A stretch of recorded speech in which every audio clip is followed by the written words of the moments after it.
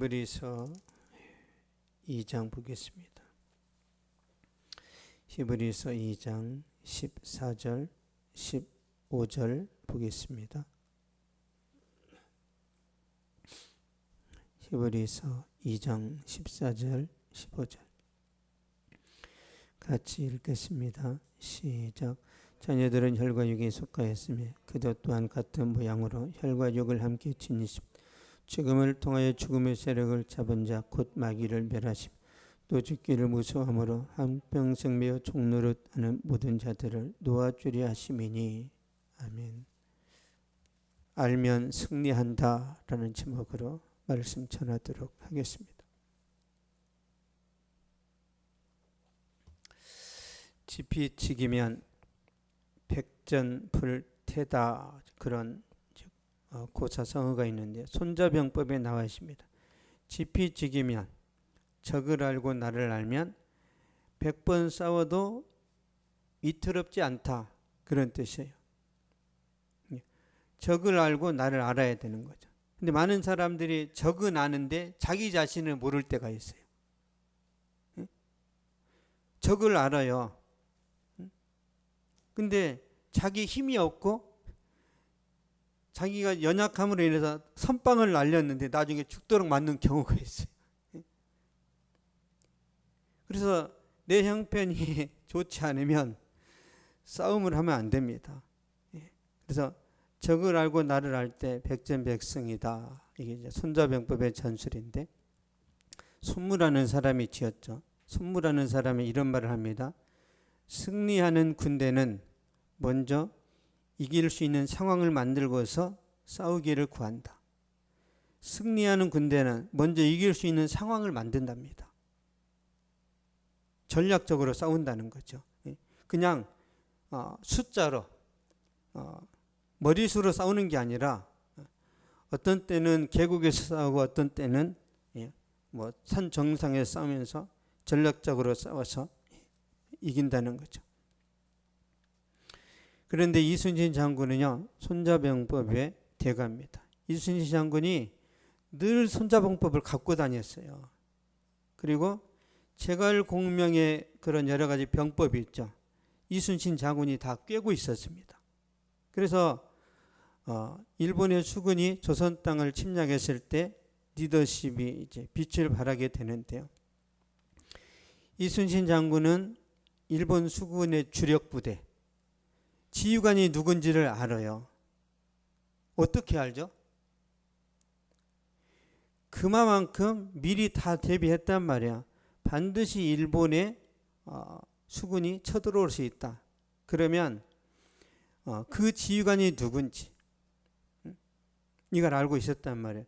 예전에 제가 이어른 교수님의 강의를 들었었는데요. 그분이 이렇게 말했어요. 일본의 장수 중에 고시니 유키나카라는 사람이 있단 말이에요. 일본은 육군이 강합니다. 육군이. 일본은 계속 닌자들이 많았잖아요. 계속 칼싸움하고 죽이고 그래서 땅 차지하고 그래서 풍신소결이 이제 전국을 다 통일을 했는데 그 많은 병사들의 욕구를 만족시키려면 다른 방법이 없어요. 야, 조선 땅에 가면은 거기서 모든 보물들, 모든 좋은 것들 너희한테 다 줄 테니까 우리가 조선 땅을 침략하자. 그 병사들을 먹일 방법이 없었단 말이에요. 그래서 이제 침략하게 되는데 이 선봉장 중에 고시니 유키나카는 사람이 어떤 사람이냐면 천재적인 어떤 그 싸움꾼이란 말이에요.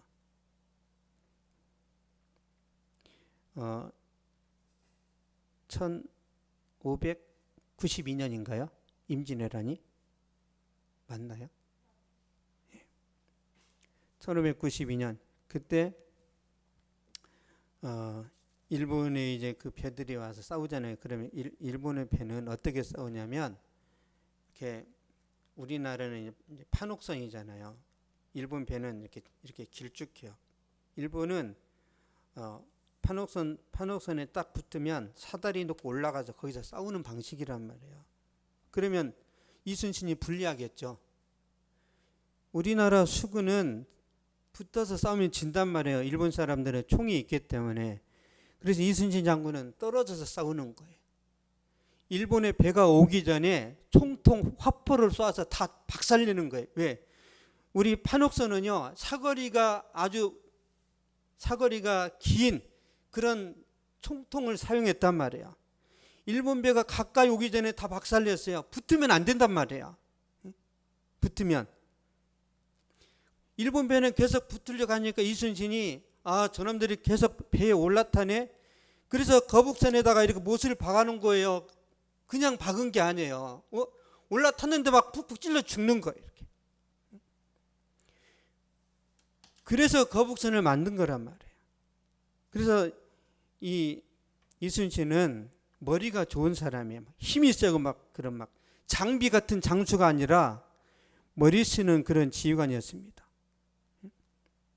바다의 지형을 다 꿰고 있고 밀물과 썰물의 시간대를 알고 있어서 그것들을 다 활용해서 일본의 그 수건들을 다 수장시켰는데요. 모든 전쟁에서, 그러니까 23번 전쟁에서 23번을 다 이겼습니다. 이건 전 세계 해군의 역사 가운데 유일하답니다. 그래서 중국에서 어떤 교수가 학생들한테 그랬어요. 중국이 만일 세계를 통일하는 데 있어서 만약에 과거에 죽었던 사람을 한 사람 우리가 살려내야 된다면 누구를 살려내야 되겠냐? 제갈공명이요. 땡! 이순신이라고 그랬어요.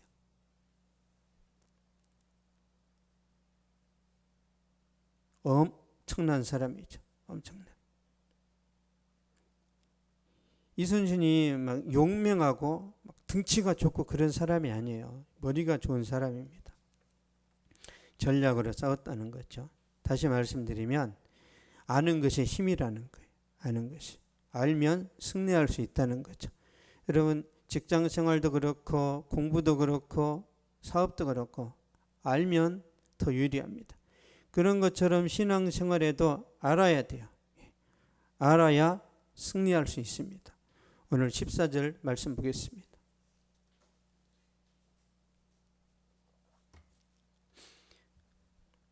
히브리서 2장 14절 시작. 자녀들은 혈과 육에 속하였으며 그도 또한 같은 모양으로 혈과 육을 함께 지니심 죽음을 통하여 죽음의 세력을 잡은 자 곧 마귀를 멸하시며 아멘.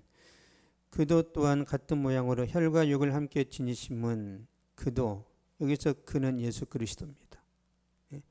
그도 또한 같은 모양으로 인간의 모양으로 육신을 입고 오셨다는 거예요. 하나님께서 사람의 모습으로 성육신하신 거예요. 사람의 모습으로. 왜? 사람을 구원하려면 사람이 되어야 하는 거예요.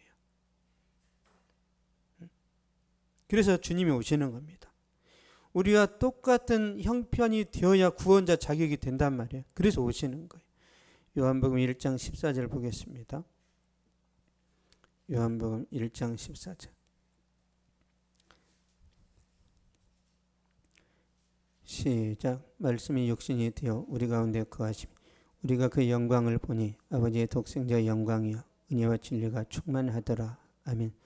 말씀이 육신이 되어 우리 가운데 거하시며 이 말씀은 로고스 예수님을 말해요. 예수님이 육신을 입고 이 땅에 오셔서 우리 가운데 거하시는 거죠. 예언이 성취된 거예요. 예언이. 예수님은 후아담 두 번째 아담으로 이 세상에 오셨어요. 왜?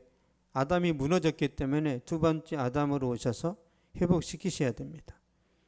그리고 모세가 그런 말하죠. 너희 형제 가운데서 나와 같은 선지자 하나를 세울 것인데 너희는 그의 말을 들을지니라.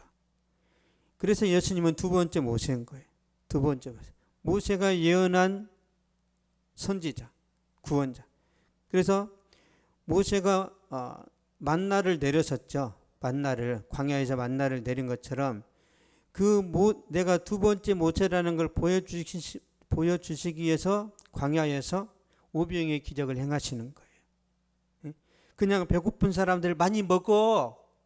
그게 아니에요. 내가 모세가 말했던 그 선지자다. 내가 메시아다. 내가 구원자다. 이걸 보여주는 거. 이걸 표적이라고 합니다. 표적. 여러분의 병이 낫는 것은 기적이에요. 근데 예수님이 기적을 보여주시면서 자기가 메시아라는 걸 증명하는 것을 표적이라고 합니다. 사인이라고 해요. 사인. 또 예수님은 두 번째 율법을 완성하기 위해서 이 세상에 오셨습니다. 마지막으로는 예수님이 구원을 성취하고 완성하기 위해서 이 세상에 오셨어요. 히브리서 2장 14절 다시 한번 보겠습니다. 히브리서 2장 14절 시작. 자녀들은 혈과 육에 속하였으며 그도 또한 같은 모양으로 혈과 육을 함께 지니시 죽음을 통하여 죽음의 세력을 잡은 자 곧 마귀를 멸하시며 아멘. 죽음을 통하여 죽음의 세력을 잡은 자 곧 마귀를 멸하시며 예수님이 죽어야 죽음의 세력을 잡는 거예요. 예수님이 십자가의 사역으로 죽으심으로 죽음을 정복하고 마귀를 박살내는 거예요. 예수님이 살아있으면 마귀가 죽지 않습니다. 그래서 주님이 죽으셔야만 돼요. 왜? 죽음이, 그러니까 하나님이 원래 아담을 만드실 때는 어떻게 만드셨어요? 안 죽게 만드셨단 말이에요. 안 죽게. 영원히 살게 만들어 놓으셨단 말이에요. 근데 선악과를 먹으면 죽을 거라고 그랬어요. 그러니까 원래 하나님이 사람을 만드신 의도는 뭐예요? 영원히 살도록 만드셨는데 아담이 범죄함으로 인해서 사람이 죽었다라고 말해요. 수명이 이제 짧아지면서 결국 우리가 육신이 죽게 되었는데 죽음이 왔단 말이에요. 죽음이 뭐 때문에 왔어요? 죄 때문에. 죄 때문에 죽음이 왔단 말이에요. 그래서 예수님이 우리 죄를 대신해서 십자가에 죽으셨어요. 이건 뭐예요? 우리 모든 죄 문제를 해결하셨다는 거예요. 죄 문제를 해결하셨기 때문에 부활이 오는 거예요. 주님이 죄 문제를 해결하셨기 때문에 주님이 부활하셨다니까요. 주님이 부활하셨다는 것은 마귀가 망했다는 거예요. 이해를 하셔야 됩니다. 주님이 십자가에서 사단의 머리를 깨뜨리셨는데요. 이건 창세기에 이미 예언이 되어 있습니다. 창세기 3장 15절 보겠습니다.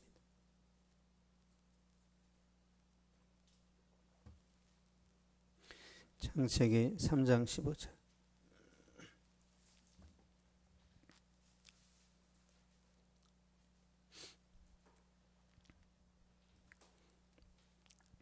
창세기 3장 15절 시작. 내가 너를 여자와 원수가 되게 하고 내 후손도 여자의 후손과 원수가 되게 하리니 여자의 후손 내 머리를 상하게 할 것이요 너는 그의 발꿈치를 상하게 할 것이니라 하시고 아멘. 여자의 후손은 내 머리를 상하게 할 것이요. 여자의 후손, 예수님을 말해요. 예수님이 누구의 후손이에요? 예수님은 요셉의 아들이 아니라 이거예요. 마리아 혼자 낳았어요. 마리아 혼자.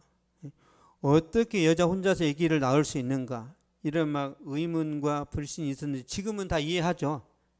지금은 체세포를 통해서도 복제를 하잖아요. 개도 복제하고 양도 복제하고 요즘 그런 시대가 됐기 때문에 여자 혼자서 아기 낳는 것 가능하다는 거 있잖아요.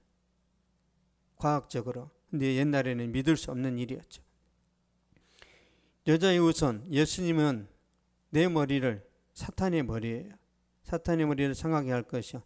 여러분 뱀은요 머리가 깨지면 죽습니다. 머리가 깨져야 죽어요. 예수님께서 십자가에서 사탄의 머리를 깨뜨리셨어요. 예수님께서 십자가 죽으심으로 죄와 죽음의 문제를 해결하셨어요. 그러니까 여러분의 죄, 여러분의 죽음의 문제를 해결하셨단 말이에요. 그래서 믿으면 구원받습니다. 우리가 구원받는 것은 행위가 아니에요. 지식이 아니란 말이에요. 나는 예수님이 2000년 전에 왔다는 걸 나도 알아. 아는 것으로 구원받는 게 아니란 말이에요. 믿어야 돼요. 예수님이 하나님의 아들인 거 나도 알아. 아는 사람은 순종 안 한다니까요. 믿어야 순종합니다. 믿어야. 그래서 지적인 동의는 구원 못 받아요. 나도 예수님이 메시아라고 나도 생각해. 생각한다고 구원 받아요? 못 받습니다. 지적인 부분, 감성적인 부분, 그리고 의지적인 부분, 이 세 가지가 작동을 해야 돼요. 예수님을 알아야 되고, 예수님을 사랑해야 되고, 예수님 말씀에 의지적으로 순종해야 되고, 그래야 구원받는 거예요. 그래서 순종을 안 하면 구원 못 받는다는 말이 여기서 나오는 겁니다. 그래서 믿음은 뭐라고 그랬어요? 믿음은 순종이에요. 믿음은. 예수님께서 십자가 죽으심으로 죄와 죽음의 문제가 해결됐어요. 죄를 씻어내고 죽음을 이기셨죠. 보겠습니다. 어떤 일이 일어나는지. 마태복음 27장 50절에서 53절.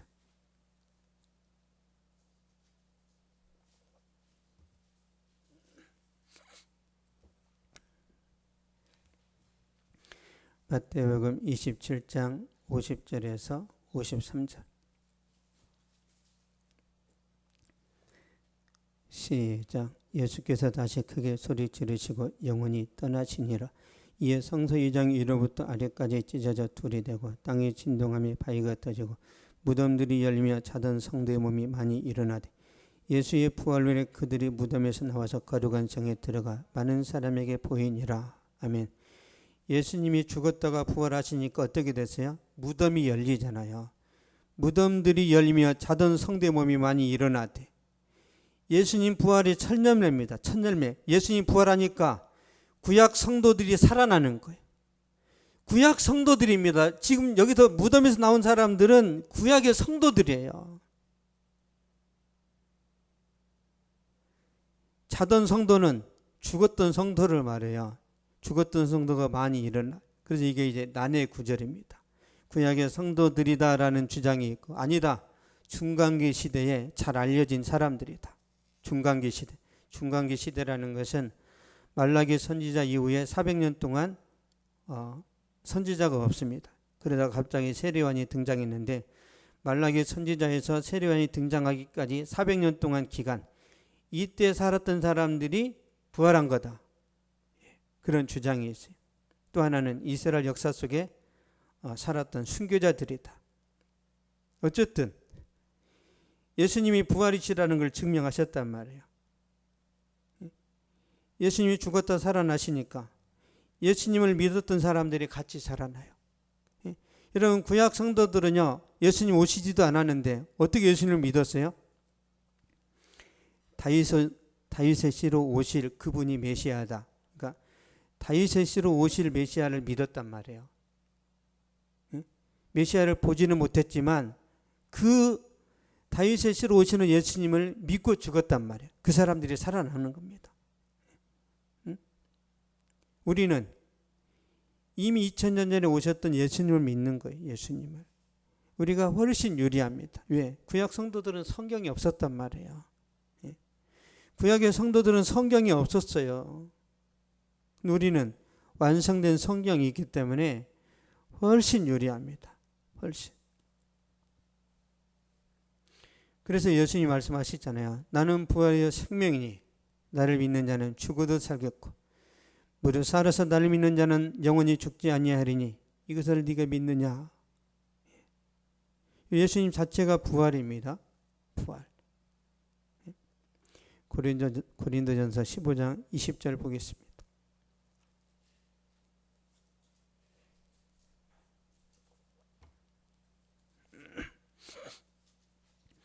고린도전서 15장 20절.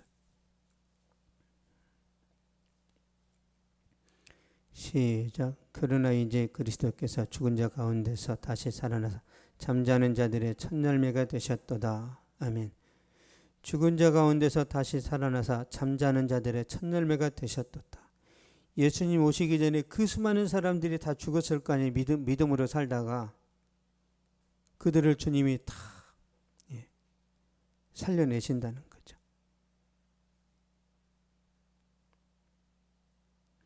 이 말씀은 진리입니다. 진리. 여러분, 객관적인 진리라니까요. 있습니까? 그러니까 우리가 주관적으로 이 말씀을 안 믿을 수 있어요. 근데 이거는 객관적인 진리입니다. 하나님이 천지를 창조하신 것, 2000년 전에 예수님이 오신 것, 이거 다 진리죠. 그걸 안 믿으면 다 지옥 갑니다. 우리가 악한 일에서 지옥 가는 게 아니라니까요. 안 믿어서 지옥 가요. 안 믿어서. 예? 한번 볼까요? 요한복음 보겠습니다.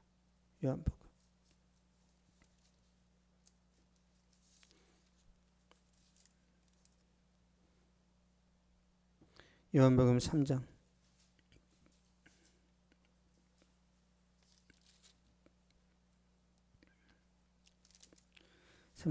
18절 보겠습니다. 18절 시작. 그를 믿는 자는 심판을 받지 아니하는 것이요 믿지 아니하는 자는 하나님의 독생자 이름을 믿지 아니함으로 벌써 심판을 받은 것이니라. 아멘. 이미 심판이 와 있어요. 믿으면 심판이 임하지 않아요. 안 믿으면 다 심판받습니다. 다. 나는 선하게 살았는데요. 나는 진짜 착한 일만 했는데요.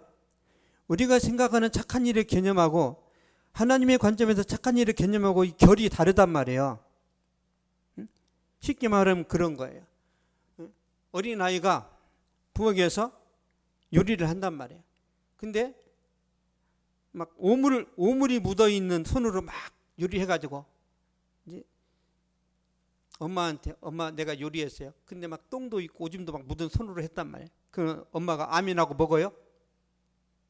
안 먹잖아요. 근데 어린아이는 최선을 다했어요.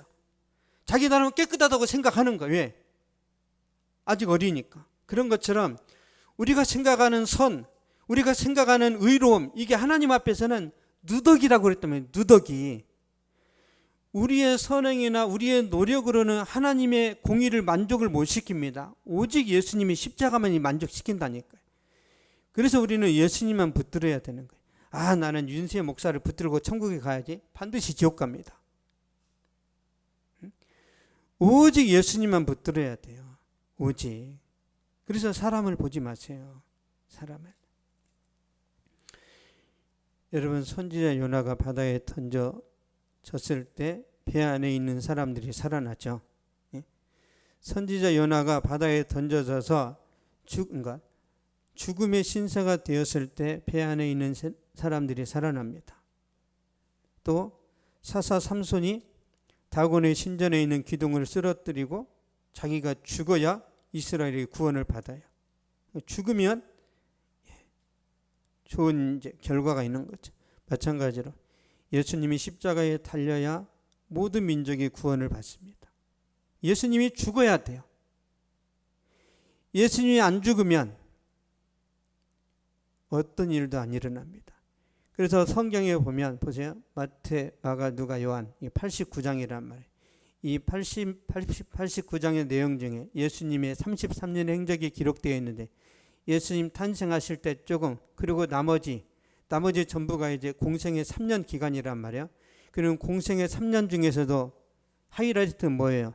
예수님이 십자가 지시는 이 7일 동안의 행적이 3분의 1. 그러니까 89장 중에 3분의 1은 예수님이 십자가 지시는 그 모습만 상세하게 기록합니다. 왜 그래요? 예수님의 십자가가 성경의 핵심이라서 그러는 거예요. 예수님이 20살에 뭐였더라? 그 기록 나와요? 중요하지 않아요.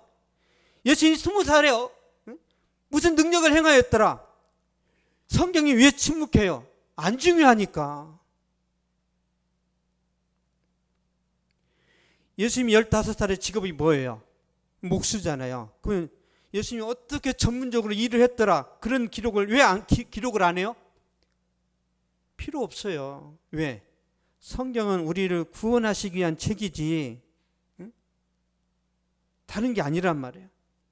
그래서 성경의 내용은 창세기부터 계시록까지 계속 예수님의 피, 어린 양의 피, 십자가 계속 이걸 강조합니다. 왜? 한 번 말해서는 못 알아듣거든요.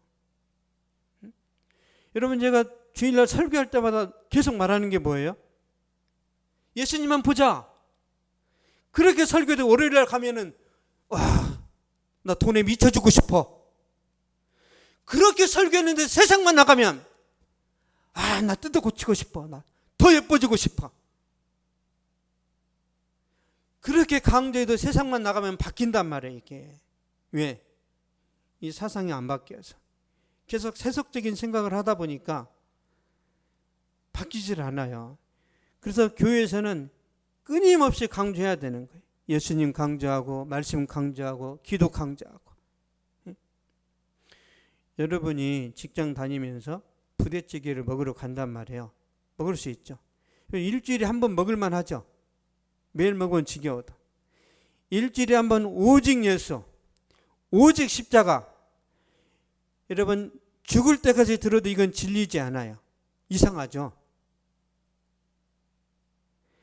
하나님의 말씀은요, 죽을 때까지 들어도 식상하지 않고 우리에게 힘이 되고 우리에게 능력이 되는 것은 이 말씀이 살아있어서 그러는 거예요.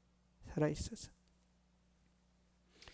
예수님이 죽으셔야 저 여러분이 살아나는 것, 이게 하나님의 법칙입니다. 그래서 예수님이 죽으신 거예요. 예수님이 십자가에 죽으시니까 그때 승리가 오는 거예요. 승리. 그래서 예수님이 하늘의 미랄에 대해서 말씀합니다. 하늘의 미랄에 썩어져야 열매를 맺을 수 있다는 거죠. 요한복음 12장 24절입니다.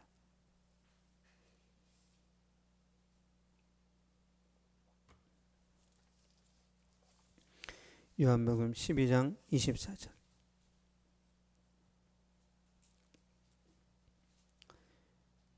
시작. 내가 진실로 진실로 너희에게 이르노니 하늘의 밀이 땅에 떨어져 죽지 않으면 하늘 그대로 있고 죽으면 많은 열매를 맺느니라. 아멘.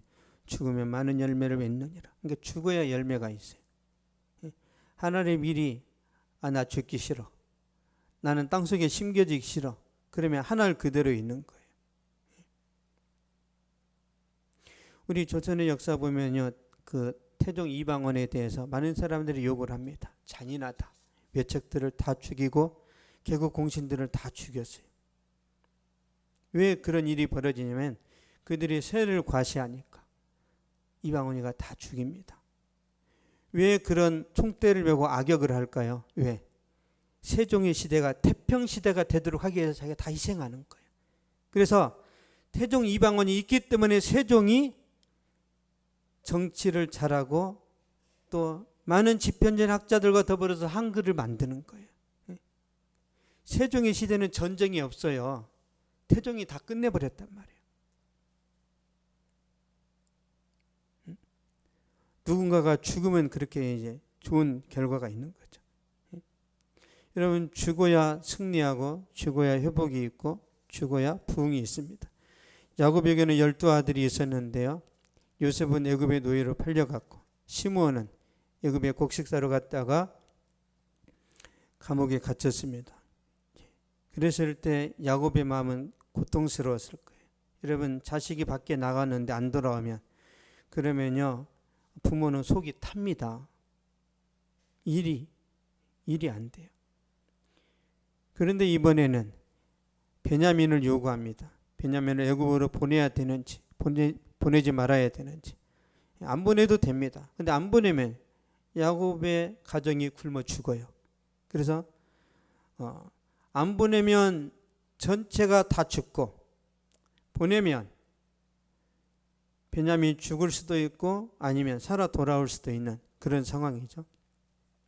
그때 야곱이 결단을 해요. 창세기 43장 13절 14절 보겠습니다.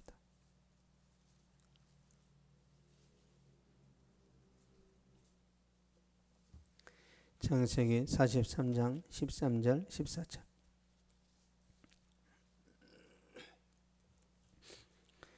시작. 내 아우도 데리고 떠나 다시 그 사람에게로 가라. 전능하신 하나님께서 그 사람 앞에서 너희에게 은혜를 베푸사 그 사람으로 너희 다른 형제와 베냐민을 돌려보내게 하시기를 원하노라. 내가 자식을 잃게 되면 이르리로다. 아멘. 내가 자식을 잃게 되면 이르리로다. 야곱이 베냐민을 포기해요.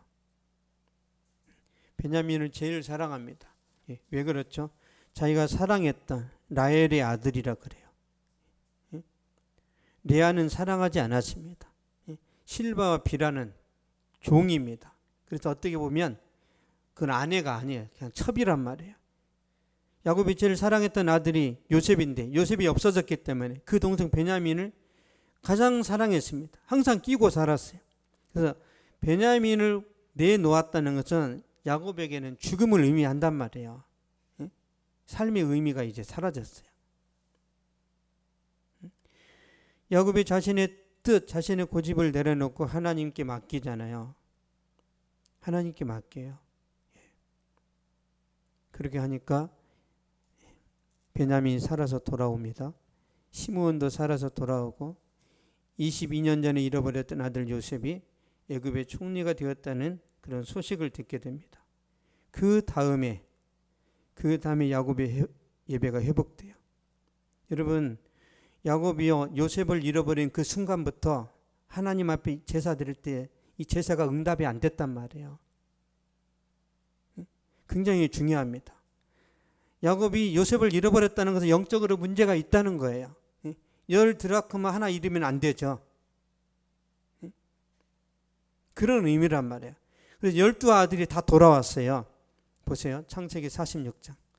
12아들이 다 살아있다라는 사실을 알았을 때 그때 역사가 일어나요. 창세기 46장 1절에서 3절.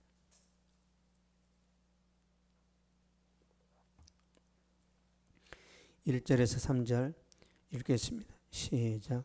이스라엘의 모든 소유를 이끌고 떠나 브엘세바에 이르러 그의 아버지 이삭이 하나님께 희생제사를 드리니 그 밤에 하나님이 이상 중에 이스라엘에게 나타나 이르시되 야곱아 야곱아 하시는지라. 야곱이 이르되 내가 여기 있나이다 하며 하나님이 이르시되 나는 하나님이라 내 아버지의 하나님이니 애굽으로 내려가기를 두려워하지 말라. 내가 거기서 너로 큰 민족을 이루게 하리라. 아멘. 야곱아 야곱아 하시는지라. 22년 만에 들려오는 음성이에요. 22년 만에 하나님의 음성이 들렸단 말이에요. 22년 동안은 없었어요. 우리 신앙생활하다가 주의 음성이 안 들릴 때가 있죠. 죽을 맛입니다. 아직 이거 모른다면 여러분, 남자와 여자가 연애를 한단 말이에요. 연애를. 근데 상대방의 마음이 안 느껴질 때가 있죠. 같이 만나서 이야기하는데도 저 인간이 무슨 생각을 하는지를 모르겠는. 빨리 헤어져야 됩니다. 내가 지금 사귀고 있는 이 사람, 이 남자, 이 여자가 어떤 생각을 하고 있는지, 저 사람은 앞으로 뭐가 되고 싶은지 그냥 이렇게 베일에 가려져 있잖아요. 그 사람은 사기꾼일 가능성이 굉장히 큽니다. 조심해야 돼. 그런 사람들. 자기 가정에 대해서 다 숨기는 사람들, 자기 과거에 대해서 일체 말하지 않는 사람들, 굉장히 위험한 거예요.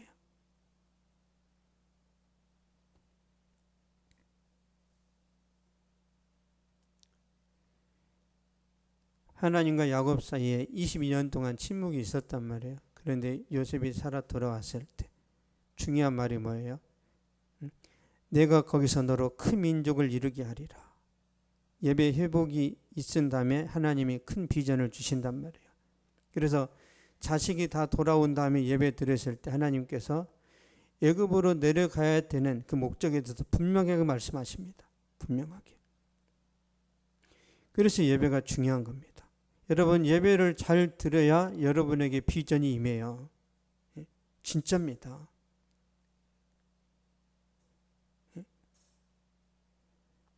우리가 열정이라는 단어 있잖아요. 열정. 열정이라는 단어의 뜻이 라틴어로 어떤 의미냐면 헬라어로 내 안에 신이 있다, 그런 뜻이에요. 내 안에 신이 있다. 내 안에 성령이 계시는 게 열정이라면. 그래서 예배 드리고 하나님을 제대로 만난 사람들은 열정이 일어난단 말이에요. 막 꿈이 있고 비전이 있고 내가 정말 뭔가 이 시대에 뭔가를 해보고 싶다. 그 열정이 그냥 인간적인 막 폐기 신념, 인간적인 폐기 신념은 꺾입니다. 반드시 꺾여요. 열정은 꺾이지 않는단 말이에요. 그래서 하나님이 야곱에게 말씀하신 그대로 다 이루어집니다. 그대로 하나님이 하시니까. 이런 축복이 저와 여러분에게 임하기를 바랍니다. 여러분, 마귀를 이기시고 승리하신 주님께서 우리에게 주시는 말씀이 있어요. 승리하신 주님이 우리에게도 승리를 주시려고 하시는 거죠. 누가복음 9장 23절 보겠습니다.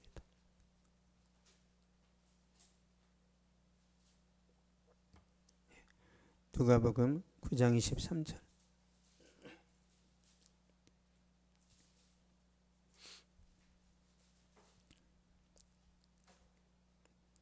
(9장 23절) 시작. 또 무리에게 이르시되 아무든지 나를 따라오려거든 자기를 부인하고 날마다 제 십자가를 지고 나를 따를 것이니라. 아멘. 나를 따라오려거든 자기를 부인하고, 그러니까 주님을 따른다는 것은요, 승리하는 삶을 의미합니다. 승리하는 삶을 살고 싶거든 조건이 붙는 거예요. 따라오려거든 첫 번째 자기를 부인해야 돼요. 자아를 깨뜨려야 된단 말이에요. 여러분의 자존심, 직장에서 막 구박을 받아요. 그러면 막 분노가 일어나죠. 그 분노가 안 일어나야 돼요. 분노가 안 일어나야 됩니다. 그리고 자기 십자가를 져야 돼요. 여러분에게 십자가가 있습니다. 십자가. 여러분 십자가가 뭐예요? 일상생활하면서 내가 부담하는 일들이 있단 말이에요. 내가 돈을 벌어야 되고 맡은 일들이 다 있어요. 그걸 감당하는 게 십자가입니다. 근데 그 십자가를 어떻게 져야 돼요? 날마다. 매일매일 십자가가 있어요. 그래서 사는 게 힘든 거예요. 첫 번째 자기를 부인해야 됩니다. 두 번째 자기 십자가를 져야 돼. 세 번째 매일 십자가를 져야 돼. 네 번째 그리고 순종해야 돼. 주님께. 날마다 자기를 부인하고 날마다 십자가 지고 날마다 주님께 순종하는 삶을 살아야 승리할 수 있다라는 거죠. 왜죠? 내가 죽어야, 내가 십자가에 달려야 마귀를 이길 수 있기 때문입니다. 내가 죽어야 승리하는 거예요. 내 자아가 깨져야 풍성한 열매를 맺을 수 있기 때문입니다. 그래서 사도 바울이 항상 말했잖아요. 사도 바울이 나는 날마다 죽노라. 우리도 날마다 죽어야 됩니다. 날마다. 그러면 아무것도 하지 말라는 것인가? 내 욕심, 내 자아를 죽이면서도 많은 일들을 할 수 있어요. 많은 일들을. 그래서 누가 설거지를 시키면 네 감사합니다 해야 된단 말이에요. 돌아가서 합시다. 돌아가면서.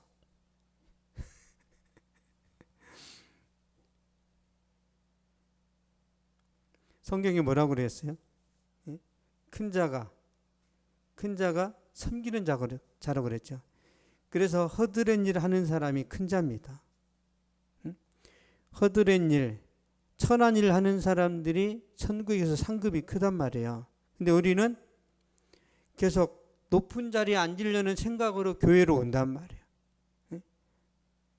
그래서 교회 와서 아무 일도 안 하려고 하는 거예요. 작은 자입니다. 작은 자.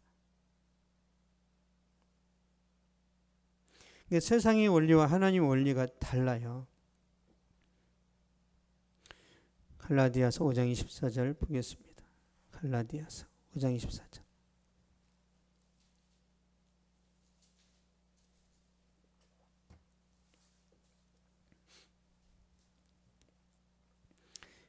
(5장 24절) 시작. 그리스도 예수의 사람들은 육체와 함께 그 정욕과 탐심을 십자가에 못 박았느니라. 아멘. 예수 믿는 사람들은 육체와 함께 그 정욕과 탐심을 십자가에 못 박았느니라. 여러분의 탐심이 십자가에 못 박혔어요. 여러분의 정욕이 십자가에 못 박혔다니까요. 예수님이 십자가 죽으심 당할 때 우리의 육체와 정욕과 탐심도 죽었어요. 법적으로 죽었다니까요. 우리가 그걸 인정 안 하고 내 고집과 내 탐욕을 따라 살지만 우리가 원래는 죽었어요. 예수님 십자가 지실 때. 그래서 우리가 그 은혜로 천국 간단 말이에요. 근데 혈기가 살아있고 내 정욕이 살아있고 내 탐심이 살아있기 때문에 그렇게 살아가면 이 세상에서 승리를 못하는 거예요. 그 탐욕 때문에. 근데 이 탐욕을 갖고 있다 하더라도 죽을 때는 또 구원받아요. 죽을 때는. 왜요? 예수님이 대신 죽으셨잖아요. 그러니까 어린아이 신앙으로 살아가는 거예요. 어린아이 신앙으로. 어린아이들은 뭐 아시잖아요. 마트를 갔는데 장난감이 있어요. 그러면 다음에 사줄게. 돈 있을 때 사줄게. 그럼 애들이 어떻게 해요? 그 자리에 누워버리죠. 우리 아들들 중에도 그런 아들이 하나 있었어요. 그냥 누워버려요. 바닥에. 사주세요. 어려서 그런 거예요. 어려서.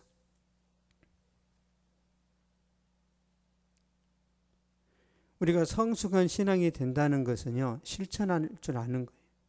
그래서 우리 하나님의 자녀가 됐기 때문에 말씀에 순종해야 되고 하나님의 뜻에 따라 살아야 되는 것이죠.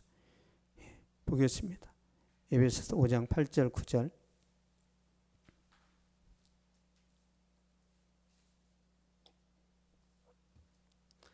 에베소서 5장 8절 9절.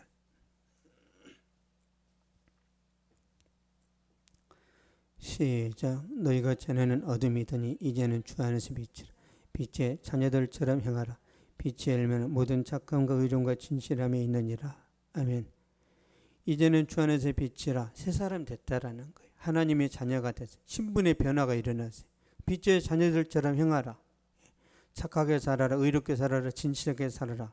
이런 말씀이 있는데도 예수 믿고 나서도 그냥 클럽에 가고 어두운 데 가서 막 친구들 사귀고 막 되는 대로 사는 거, 반드시 하나님의 심판이 있습니다.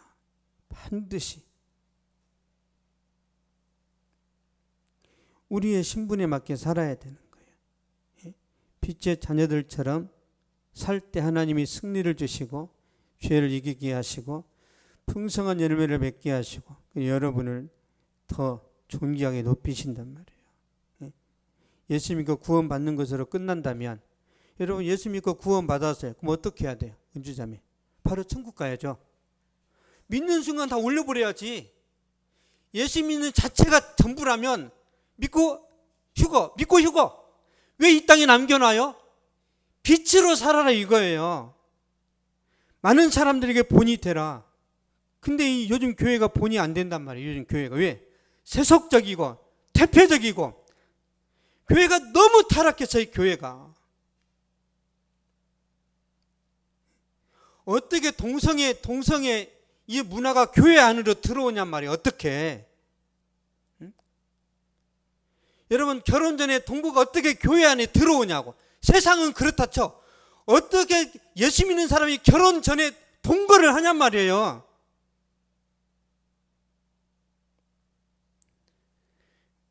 그러니까 교회를 욕하는 거예요. 이 주둥이만 살아있다고. 교회 다니는 것들은 입만 살아있다고 하는 거예요. 행함이 없다라는 거죠. 행함이. 그러다 보니까 계속 교회가 지금 욕을 먹고 비난을 당하고 있습니다. 뭐 전국적이에요. 전국. 그래서 지금 교회가 큰 위기인데요. 멀리 보지 마시고 나 자신만이라도, 나 혼자만이라도 하나님 말씀대로 순종하자. 말씀대로 살아가자. 그런 한 사람 한 사람이 모이면 이 나라는 소망이 있는 거죠. 에이, 나 정도는 괜찮아. 나는 안 지켜도 다른 사람이 하겠지. 그런 사람이 너무 많다는 거예요.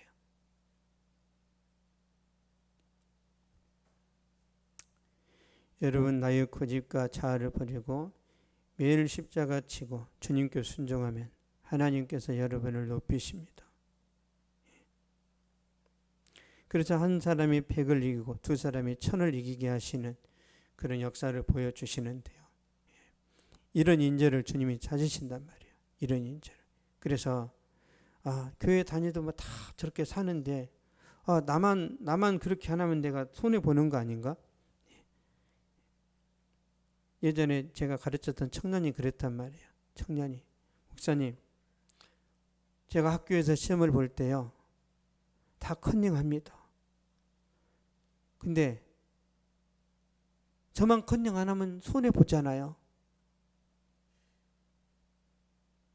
저도 하고 싶습니다. 저는 하지 말라고 그랬어요. 하지 마라. 불공평하잖아요. 다 하니까.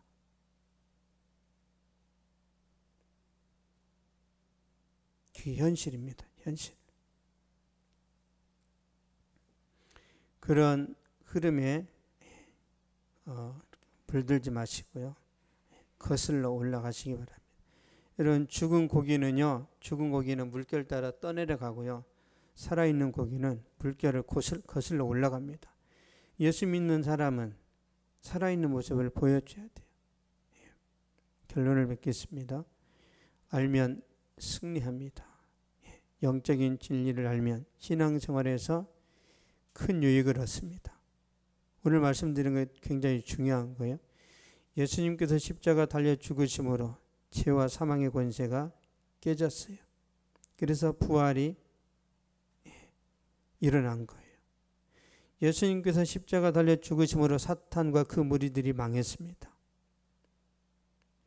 예수님께서 십자가 달려 죽으심으로 우리는 죄사함을 받았고 우리의 신분은 회복됐어요.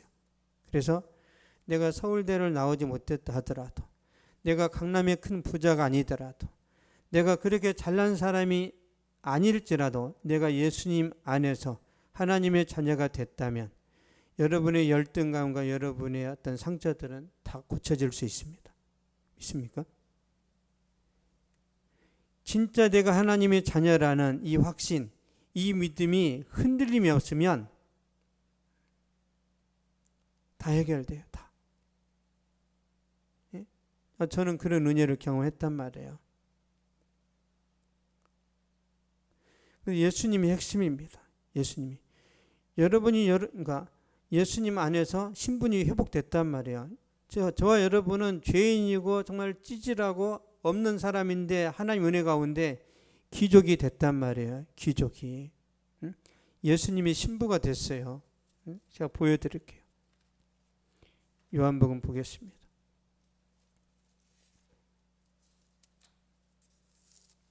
요한복음 17장.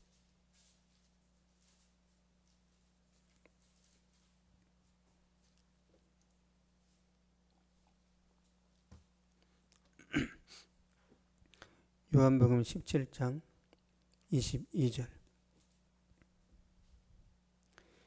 시작. 내게 주신 영광을 내가 그들에게 주었사오니 이는 우리가 하나가 된 것 같이 그들도 하나가 되게 하려 함이니이다.